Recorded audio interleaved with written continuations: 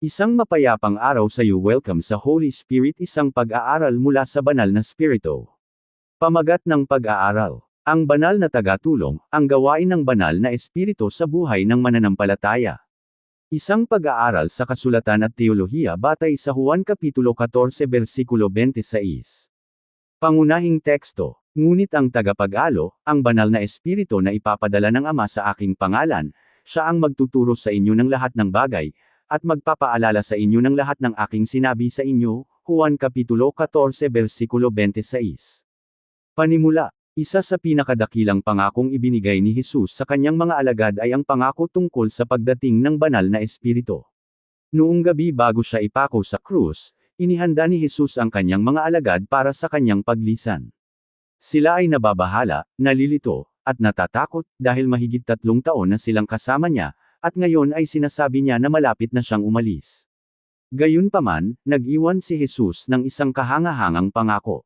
Bagamat hindi na sila makakasama siya sa pisikal na anyo, hindi sila pababayaan ng Diyos na parang mga ulila. Sa halip, ipapadala ng Ama ang banal na espiritu upang manahan sa puso ng bawat mananampalataya.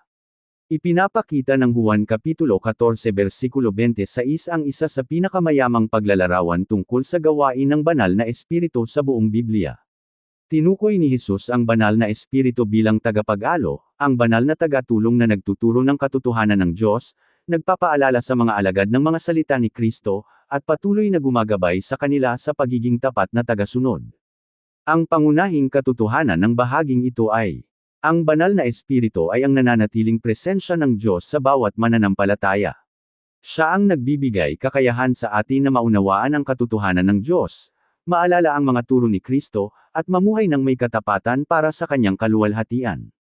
Kasaysayang konteksto. Ang Kabanata 13 hanggang 17 ng Aklat ni Juan ay madalas tinatawag na, ang aral sa silid sa itaas. Dito nakatala ang mga huling turo ni Jesus bago siya dakpin, ipako sa krus, at muling mabuhay. Nalaman na ng mga alagad ang ilang mabibigat na katotohanan. Na malapit nang ipagkanulo si Jesus. Na itatanggi siya ni Pedro. Na kailangan ng lumisan ni Jesus. Na darating ang pagtutol at pag-uusig. Ang kanilang mga puso ay napuno ng pag-aalinlangan at pangamba. Ngunit sa halip na sila ay pag-alitan, kinausap sila ni Jesus upang palakasin ang kanilang loob. Tiniyak niya na bagamat babalik siya sa Ama, hindi niya sila iiwan ng mag-isa. Sa halip, ang Diyos mismo ay darating at mananahan sa kanila sa pamamagitan ng banal na espiritu. Ang pangakong ito ay natupad matapos ang pagkabuhay na maguli ni Kristo, pag-akyat niya sa langit, at ang pagdating ng banal na espiritu sa araw ng Pentecost.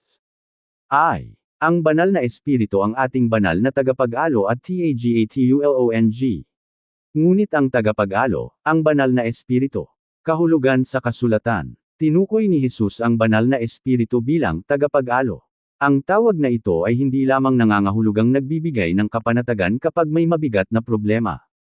Ito ay tumutukoy sa isang lumalapit at sama-sama sa atin upang tumulong, magpatatag, magpalakas, gumabay, at maging sandigan sa buong buhay ng isang Kristiyano. Natakot ang mga alagad na may iwan silang nag-iisa. Ngunit tiniyak ni Jesus na ang banal na espiritu ay mananatiling kasama nila magpakailanman. Ang banal na espiritu ay hindi lamang simpleng impluwensya o puwersa na walang sariling pagkatao.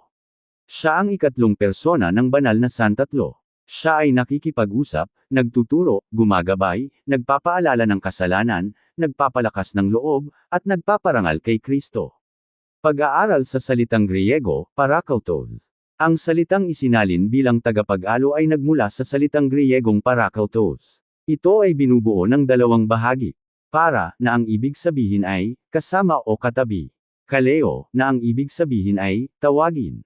Sa literal na kahulugan, ito ay tumutukoy sa taong tinawag upang lumapit at tumulong. Ang salitang ito ay may iba pang malalim na kahulugan. Tagapagtanggol, tagapayo, tagatulong, tagapagpalakas ng loob, tagapag-alo. Ang banal na espiritu ay sama-sama sa bawat mananampalataya sa anumang sitwasyon. Pinatitibay niya ang mahihinaang loob, inaaliw ang mga nagdadalamati, ginagabayan ang mga nalilito, at binibigyan ng lakas ang mga natatakot. Kahulugan sa teolohiya. Ipinapakita ng bahaging ito ang katotohanan na ang banal na espiritu ay may sariling pagkatao at siya ay nananahan sa loob ng mananampalataya. Ang banal na espiritu ay tunay na Diyos, kapantay ng Ama at ng Anak.